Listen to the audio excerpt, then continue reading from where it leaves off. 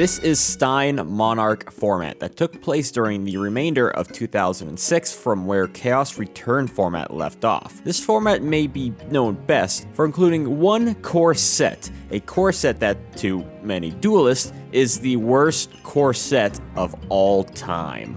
Yikes. With a September ban list marking the sudden shift of formats, Chaos Return format was certainly one of the shorter ones, which was a decision made to help align the TCG list with the OCG list dates better. Ending off that format, as we've covered, was at SJC Hamilton, which prominently featured Stein OTK decks. So how would a new list affect the meta moving forward to round off a rather intermediate year of Yu-Gi-Oh? Well, first off, Chaos Sorcerer, the remaining Chaos monster from Invasion of Chaos, was sent to the banished zone, ironically, much like his own effect. Chaos decks were now dead. Thousand Eyes Restrict, Tsukuyomi, and Snatch Steal were banned too, with the former two being odd hits to Go Control given no one was playing the deck for some time.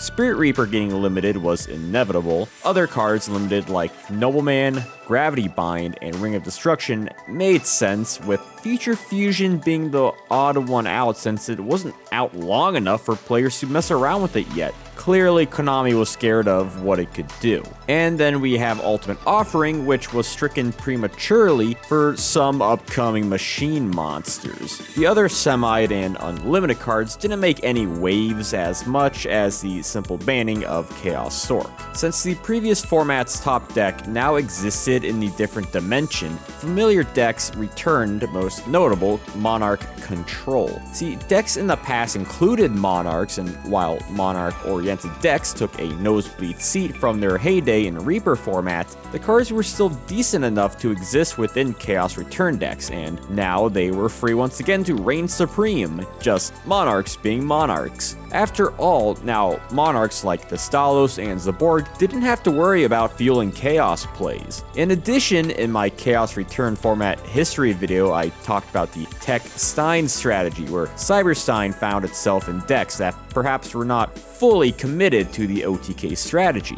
And with a power vacuum left from a powerful return from the different dimension strategy, Tech Stein just got a bit better. See, the strategy was tribute for a Monarch, use Last Will to summon Stein, and use his effect for Cyber Twin Dragon, which can attack twice, and bam, you got game. It's a strategy reminiscent of Magical Scientist OTK, hence the format's name, seeing as the top decks were centered on either Cyber-Stein or Monarchs. It should be noted that many times Tech Stein was cited in the deck in Game 2 or 3 as called as a smokescreen strategy, adding a card in the deck that would throw your opponent off their game and ensure you a swift victory. You would see this technique throughout Yu-Gi-Oh's history, mostly with Burn Tech. This new era of Monarchs was not the same as before. The first two SJC events in this frontier were SJC Boston on September 16th and SJC Austin on October 7th. Bobby Chambers would win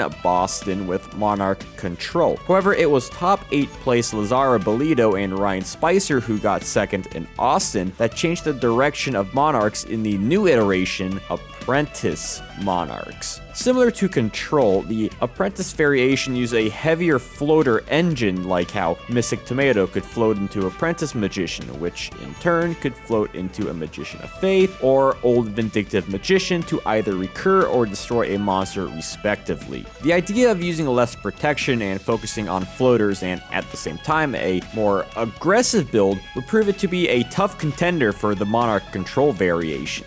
On October 20th would be Structure Deck, Dinosaur's Rage. It really was about time that we got a dinosaur-themed deck. I remember back in 02, 03, I made a dino deck with the scraps of dinosaur cards that I had. Now we had a full-fledged one starring Superconductor Tyranno. Nick Flores would show the world that he has Dino DNA in SJC Austin. Nice. A few days later, on the 25th, the deck would receive a special set which included a Power of the Duelist pack plus 5-headed dragon. Much like Blue Eye's Ultimate Dragon, a fusion dragon from the Duel Monsters anime that took way too long to come to the TCG. Speaking of anime cards, it would only be less than a month on November 11th for the Ultimate Edition Blister Pack to finally introduce the TCG to another familiar card, Dragon Master Knight. Then at another point in November, the Shonen Jump promo card, Magician's Valkyria, arrived as well. Man, 2006 was really making up for all these cards that missed the DM era. That is, unless your name is Magician of Black Chaos, that is. Since we're in November, might as well jump to SJC Anaheim on the 18th, where notable decks that shaped the format would be second place Philly Luna with Monarch Control, featuring Stein in the main deck this time instead of the side deck, and top 8 Theory Sack Poon Sumbats and their Dark World deck. See, Dark World was hovering meta play for a while now, and it would continue to gain traction here. First off, the deck, given its discarding strategy, it countered both Testalos and Confiscation, two popular cards. Secondly, the rise of discarding card effects as well as Dark World Lightning only helped. Plus, Deck Devastation Virus countered popular weaker monsters like Spirit Reaper and Apprentice Magician. Duelists would try out a variety of decks during this format. In Boston, you had Nicholas Eaton with Return Monarchs, SJC Seattle, which was between Austin and Anaheim. There was Chris Mooseman playing a simple Good Stuff deck, another showing of Hydro Get-On. And in Anaheim, you had Dale Bolito with a classic return strategy, and Jeff Vertrees with Crane Burn. But it was what came next that shaped the last chapter of Stein Monarch format. The date would be November 16th, and the set would be one of the most notorious sets that really could have its own deep dive one day, and that's Cyber Dark Impact. A core set many duelists believe to be one of, if not the worst core set of all time. But is it? Let's dig into it.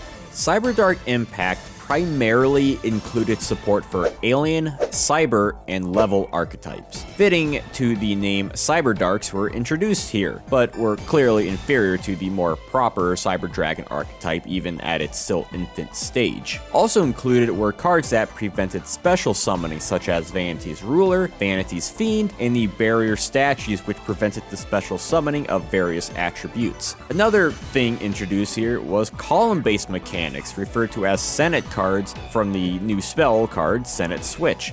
The idea around field placement would be further elaborated on when Link monsters were invented in 2017. Yet another element in Cyberdark Impact were cards focused on chains. Not literal chains, of course, rather chain linking in which effects stacked upon each other and resolved backwards. Chain Strike and Accumulated Fortune would make the best use of this as they would burn and let you draw cards respectively. Cards that would help spawn the hated Chain Burn deck, which in essence is a stronger variation of the older Stall Burn decks. The idea was that it used less stall cards in favor of a better draw engine for a more consistent combo. Being legal in the format's final SJC, that being San Jose on December 16th, would weaken the potency of Stein OTK. Tomas Miharis and Jeffrey Fisicaro would prove this with their top 8 build, and Matt Murphy, Chris Mooseman, and Brody Heinrichsen would further elaborate on the potential of Chain Burn.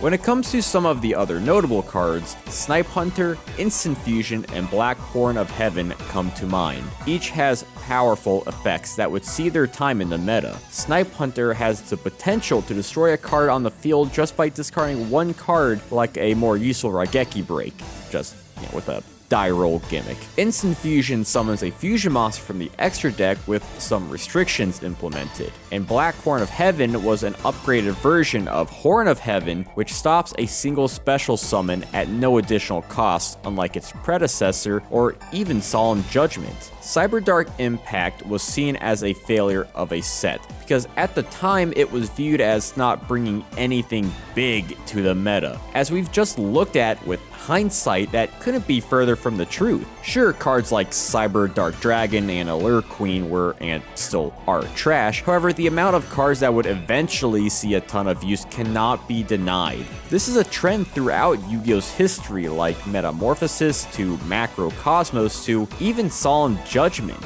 Snipe Hunter would see meta play as soon as well, SJC San Jose in Mario Matthews' second place Monarch control deck. Eric Wu at this event would too showcase both Snipe Hunter and Macrocosmos in his unique DD deck. Just goes to show, you can never judge a set by its cover. Of course, first place at San Jose would go to David Rodriguez, and ending a format yet again with Stein OTK. Having Cyber-Stein a card played for its OTK potential, whether for the main strategy or tech or citing it in, was way too degenerate for the health of the meta. This was an easy strategy to accomplish, and it looked like there was no end in sight for a while. That is, unless something extreme, something unprecedented happened. And something did, that being the first ever emergency ban list. On December 21st, 2006, to rid the game of this clearly dominant power card, Cyber-Stein was put on a ban list all of his own to steer the game in safer waters, thus marking the end of Stein Monarch format. This was in similar situation to the combo of Chaos Emperor Dragon and Yatagarasu, resulting in the change of a limited list to a straight-up ban list in 2004. Chaos Sorcerer may have been banned, but it was evident that Cyber-Stein could create environmental chaos all on his own.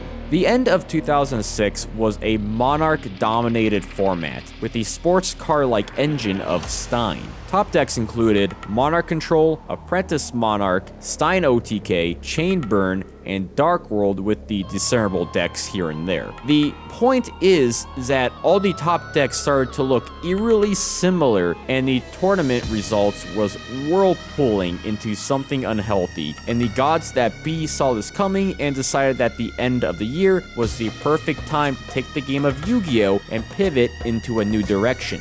That said, there was one more set in 06 Yu-Gi-Oh! Before the dawn of 2007, and to get to it, it looks like we'll have to take the drive-through.